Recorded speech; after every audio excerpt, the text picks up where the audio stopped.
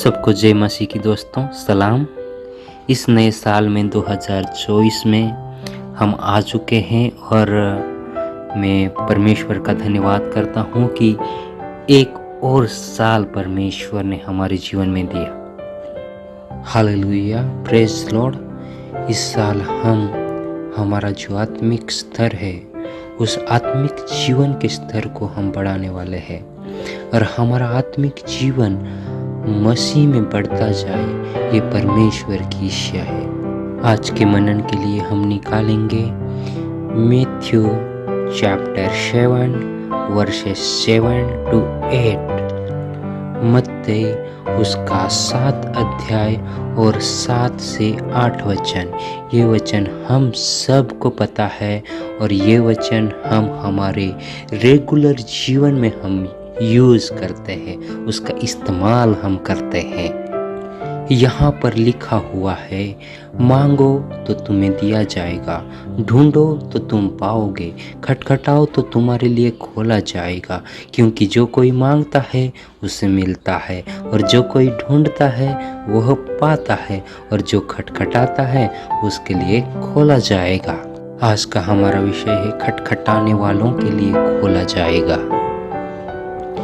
आज हम दरवाजे को खोलने वाले जीवित परमेश्वर की सामर्थ को जानेंगे, क्योंकि मनुष्यों के जीवन की सफलता के दरवाजे पर जीवित परमेश्वर का अधिकार है। इस संसार में लोग अपनी आवश्यकताओं के लिए दरवाजे को खटखटा रहे हैं, हर जरूरत के लिए दरवाजे को खटखटा रहे हैं। बीमारी से चंगाई पाने के लिए अस्पताल के दरवाजे को खटखटा रहे हैं, न्याय पाने के लिए न्यायालय के दरवाजे को खटखटा रहे हैं, रोजगार नौकरी पाने के लिए दरवाजे को खटखटा रहे हैं। लेकिन लंबा समय बीत जाता है, चंगाई नहीं मिलती, सालों बीत जाते हैं लेकिन न्याय नहीं मिलता, उम्र निकल जाती है लेकिन रोजगार नहीं मिलता, अच्छी नौकरी नहीं मिलती। उल्टा चंगाई, न्याय, रोजगार, नौकरी पाने के चक्कर में एक नई मुसीबत में फंस जाते हैं। हम आशीष पाने के लिए कई दरवाजे खटखटाते हैं, लेकिन खटखटाते खटखटाते थक कर निराश हो जाते हैं। यदि ऐसा है तो क्या आपने कभी सोचा है कि क्या कारण हो सकता है कि मैं इतने लंबे समय से जो कुछ पाने के लिए इस दरवाजे को खटखटा रहा हूँ वह आखिर क्यों नहीं खुल रहा? यदि हमारे सफलता के दरवाजे नहीं खुल रहे हैं तो क्या कारण हो सकता है? मेरे भाइयों और बहनों, जीवन की सफलता के दरवाजे जीवित परमेश्वर के हाथों में है। अगर हम परमेश्वर में बने रहेंगे तो परमेश्वर हमें जरूर फल देगा, जरूर सफल करेगा। प्रगटीकरण उसका 3 अध्याय और 7 वचन, रेवलेशन चैप्टर 3 वर्सेस 7 वचन कहता है, जो पवित्र और सत्य और जो दाऊद की कुंजी रखता है, जिसके खोले हुए को कोई बंद नहीं कर सकता और बंद किए हुए को कोई खोल नहीं सकता। मेरे प्रियो, इस संसार के बंद दरवाजों की कुंजी हमारे प्रभु यीशु को दी गई है। परमेश्वर का वचन प्रोवर्ब्स चैप्टर 3 वर्सेस 5 and 6, नीति वचन उसका 3 अध्याय 5 और 6 वचन कहता है कि तू अपनी समझ का सहारा न लेना, वरन संपूर्ण मन से यहोवा पर भरोसा रखना, उसी को स्मरण करके सब काम करना, तब वो तेरे लिए सीधा मार्ग निकालेगा। मेरे प्रियो, तो हम क्या करें कि हमारे बंद दरवाजे खुल जाए? मैं आपको 3 बातें बताना चाहूँगा। पहली बात, पश्चाताप और शुद्ध हृदय से खटखटाए। बाइबल में प्रभु यीशु मसीह लोगों को दृष्टांत के बारे में सिखाते थे और एक दृष्टांत के बारे में मुझे याद आता है। लूका उसका 15 अध्याय और 11 वचन में से आगे लिखा हुआ है, किसी मनुष्य के 2 पुत्र थे। उनमें से छोटे ने पिता से कहा, हे पिता, संपत्ति में से जो भाग मेरा हो वह मुझे दे दीजिए। उसने उनको अपनी संपत्ति बांट दी। और बहुत दिन ना बीते थे कि शुट का पुत्र सब कुछ इकट्ठा करके एक दूर देश में चला गया और वहां कुकर्म में अपनी संपत्ति उड़ा दी। जब वह सब कुछ खर्च कर चुका तो उस देश में बड़ा अकाल पड़ा और वह कंगाल हो गया। और वह उस देश के निवासियों में से एक के यहाँ जा पड़ा। उसने उससे अपने खेत में सुअर चराने के लिए भेजा।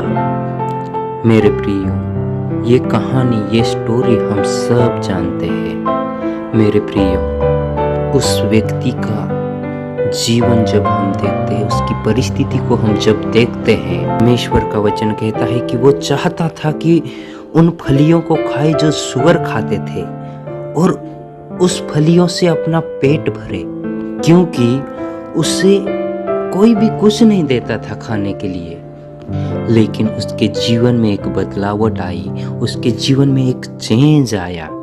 परमेश्वर का वचन कहता है जब वो अपने आपे में आया तब वह कहने लगा कि मेरे पिता के कितने ही मजदूरों को भोजन से अधिक रोटी मिलती है और मैं यहाँ भूखा मर रहा हूँ। मैं अब उठकर अपने पिता के पास जाऊंगा और उससे कहूँगा कि पिताजी, मैंने स्वर्ग के विरुद्ध में और तेरी दृष्टि में पाप किया है।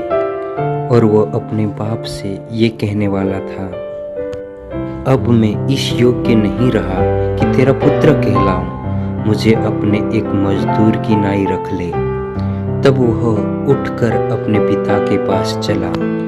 वह अभी दूर ही था कि उसके पिता ने उसे देखकर तरस खाया और दौड़कर उसे गले लगाया और बहुत चूमा। मेरे प्रियो, जब हम पश्चाताप और शुद्ध हृदय से खटखटाते हैं तो परमेश्वर हमारे लिए सफलता के दरवाजे जरूर खोल देगा। लेकिन हमें पश्चाताप की बहुत जरूरत है। जब हम पश्चाताप के साथ परमेश्वर के पास लौट आते हैं तब परमेश्वर हमारे लिए बाहें फैला देता है।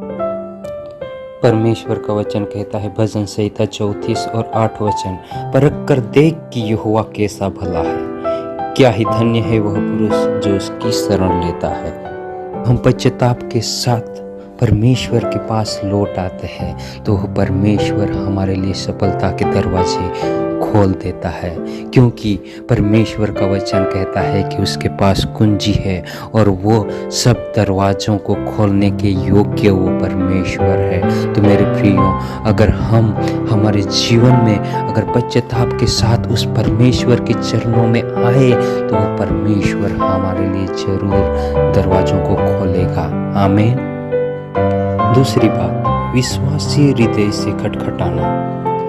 इब्रानियों उसका 11 अध्याय और 6 वचन कहता है, और विश्वास के बिना उसे प्रसन्न करना अनहोना है, क्योंकि परमेश्वर के पास आने वाले को विश्वास करना चाहिए कि वह है और अपने खोजने वाले को वह प्रतिफल देता है। जब हम विश्वासी हृदय से खटखटाते हैं तो परमेश्वर हमारे लिए दरवाजों को खोल देता है। परमेश्वर ये नहीं देखता कि आप कैसे हैं, आपको पढ़ना आता है कि नहीं आता है, आप एजुकेटेड है या नहीं है, आपकी परिवार जो है वो संपन्न है या नहीं है। लेकिन जब आप विश्वास के साथ उस परमेश्वर के चरणों में खटखटाते हैं तब वह परमेश्वर आपके लिए उन दरवाजों को खोल देता है जो आपके जीवन में बंद है।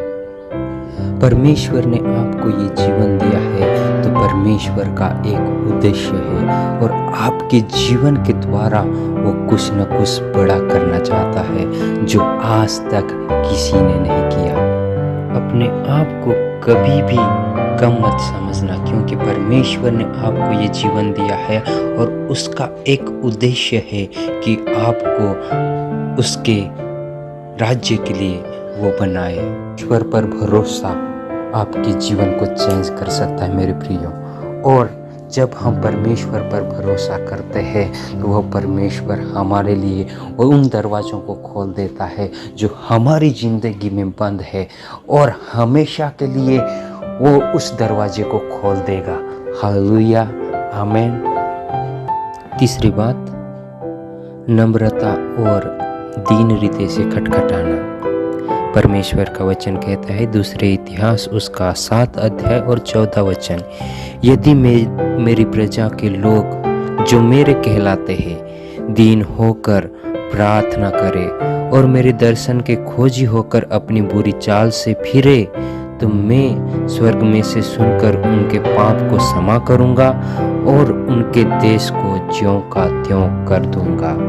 नम्रता इस बात को दर्शाती है कि उसे सहायता की जरूरत है और परमेश्वर की सहायता की जरूरत है। नम्रता के द्वारा ही एक व्यक्ति अच्छा विश्वासी बन सकता है।